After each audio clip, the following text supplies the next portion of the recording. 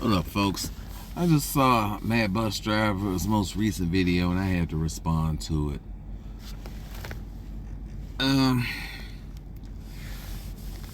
One of the things I would add to it is this.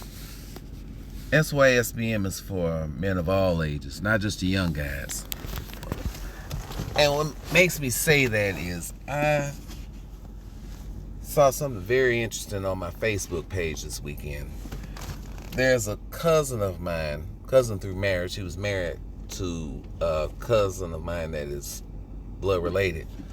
They were married back in the 80s, got divorced, had kids, 3 girls. And over the years, I've had to listen to his ex-wife, my cousin, tell me and the rest of the family about how he's done this, that, and the third, and all that. He's a pretty straight dude.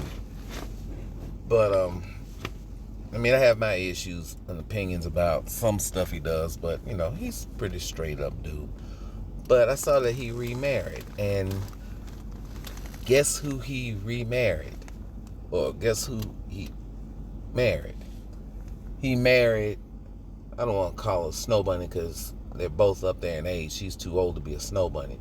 But he married what I would call a double dub. Yep. And the added thing that really got my attention is that this guy's in a fraternity.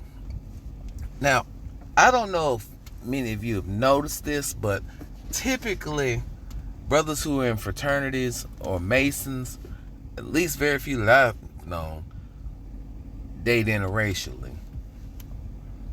Many of them, ones I've known and seen, like on my job, and even back in the day in college, they were the most pro B-dubs guys out there.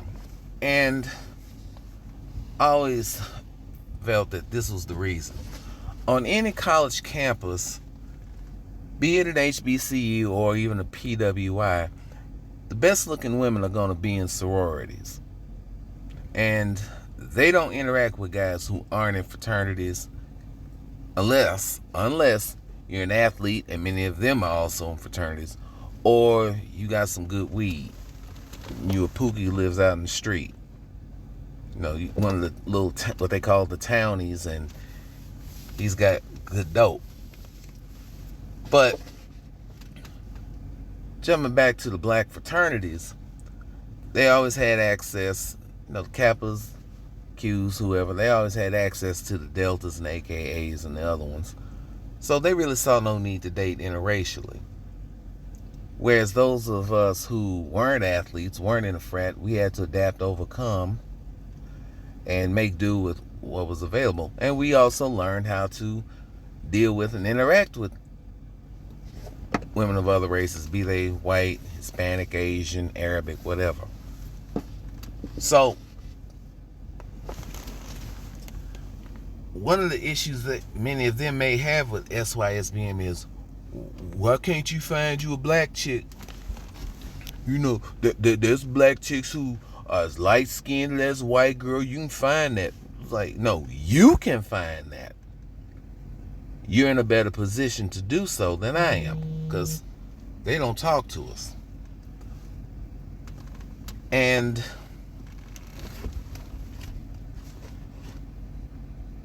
that's very interesting to me. We talk about guys like Umar Johnson. And I don't know if you all have looked this up, but for all his blackness, did you know that he went to a PWI? Look him up. See where he went to school. Don't take my word for it. But these guys are like that. And a lot of old niggas are like that too. Their reasoning is a little different. Many of them, especially if they're in their 60s or whatever, they came up during that time where they were little boys and they were kids and they heard stories of the Night Riders, and then you had Emmett Till and all of that.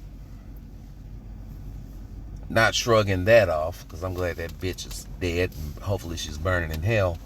But they were either very scared of them, or they looked at them like they were this mystical, godlike creature, which, as we SYSBMs know, they're not. Compared to a lot of our women, they're, I would say, human. But hey, that's besides the point. But it's amazing to me that even as my cousin is approaching his golden years and nearing the end of his life, even he sought to spend the rest of his days with someone, and he didn't pick a B-dub. I myself, I'm 53. I haven't seriously really done anything with a B-dub for about 9 years. My last girlfriend is a B-dub. I mean, because she's still here. And just some of the stuff that I went through with her, which wasn't really brutal, but it was just to the point where I said, you know, you're the last one. Because I think a lot of our women, in regards to us, they either give us overt hostility or benign neglect. And I got the benign neglect. And also, I think as when we got back together, because we were high school sweethearts, broke up for a couple of years and got back years later. She was on a higher level socioeconomically than me, and I told her, look, you're not marrying someone of lower social economic status than yourself. And I applied myself and made come-ups, and I don't know, but I kind of think she resented that. Surprise, surprise. And we see that all the time here. These women, a lot of these women, they, despite what they say, they want somebody that's doing worse than them, because that way they have the upper hand.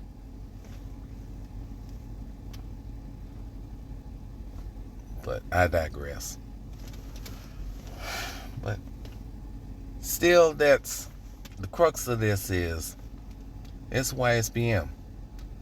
It ain't just for Generation Z, Generation Y. No. You have Gen Xers like me, and even it's getting to the point where even a couple of the boomers are starting to realize it.